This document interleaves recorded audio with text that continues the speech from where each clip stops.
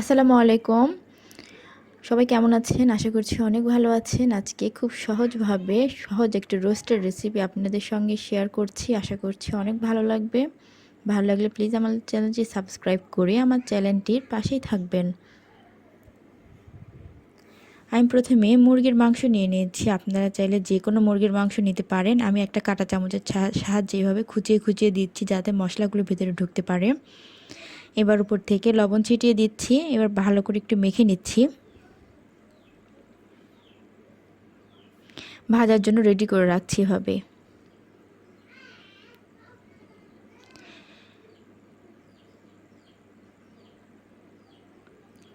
আমি একটা প্যানে পর্যাপ্ত পরিমাণে তেল দিয়ে দিলাম যাতে পুরো রান্নাটাই তেলের মাঝে হয়ে যায়। এবার পেঁয়াজ কুচি দিয়ে দিলাম। বেরেস্তার জন্য হাফ কাপ পেঁয়াজ কুচি আমি এখানে দিয়েছি। আমি বেরেস্তার কালার করে এগুলো ভেজে নিচ্ছি।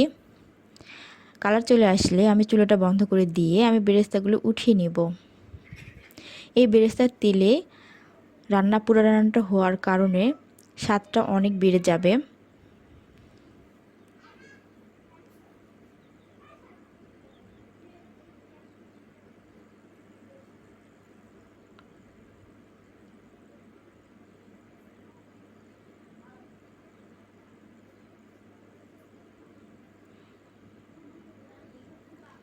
এবার আমি সেই একই তেলের মাঝে মাংস পিসগুলো ভেজে নিব।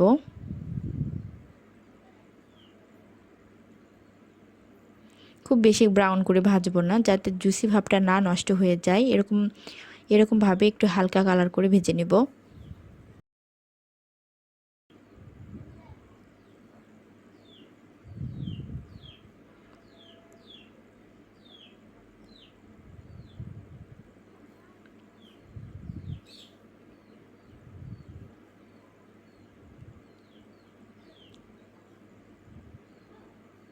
আমি হালকা বাদামি করে ভেজে নিয়েছি। এবার মাংসগুলো উঠিয়ে নেব।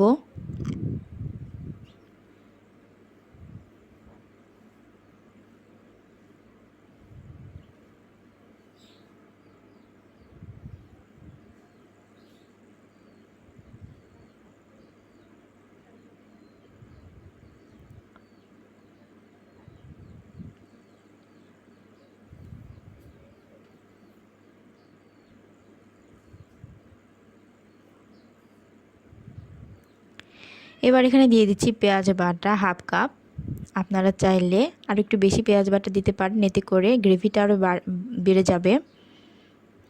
2 মিনিটের মতো একটু ভেজে নিচ্ছি। এবার এখানে দিয়ে দিচ্ছি সম পরিমাণে কাজু বাদাম বাটা। একটু কষিয়ে নিচ্ছি 2 মিনিটের মতো। এরপর এখানে ফেটানো টক দই হাফ কাপ পরিমাণ দিয়ে দিচ্ছি।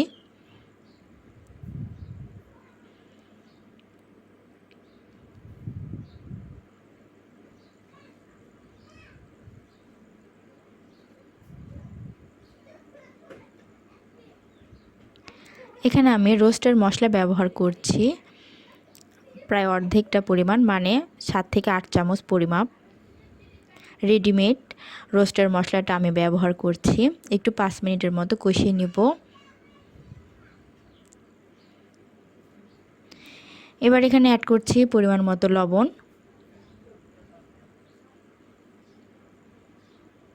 খুব ভালো করে কষিয়ে নিয়ে এর মাঝে দিয়ে দিব লিকুইড দুধ হাফ লিটার পরিমাপ।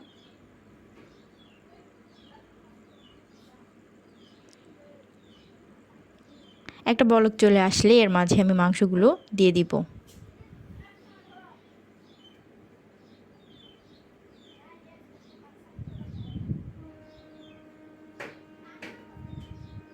ঢাকনা দিয়ে ঢেকে রান্না করব 5 মিনিট।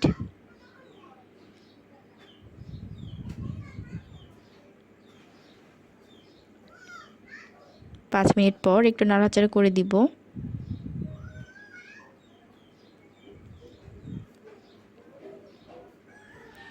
এবার এর মাঝে দিয়ে দিচ্ছি কেওড়া জল কয়েক ফোঁটা, আর দিয়ে দিচ্ছি পেঁয়াজ বেরেস্তা অর্ধেকটা।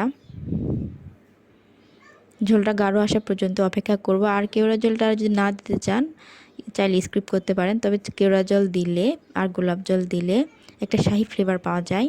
তেলটা উপরে ভেসে চলে আসলে বুঝে নিতে হবে রান্নাটা হয়ে গেছে। আশা করছি আমার এই সহজ রেসিপি অনেক ভালো লেগেছে। আর শেষ পর্যন্ত দেখার জন্য সকলকে অসংখ্য ধন্যবাদ।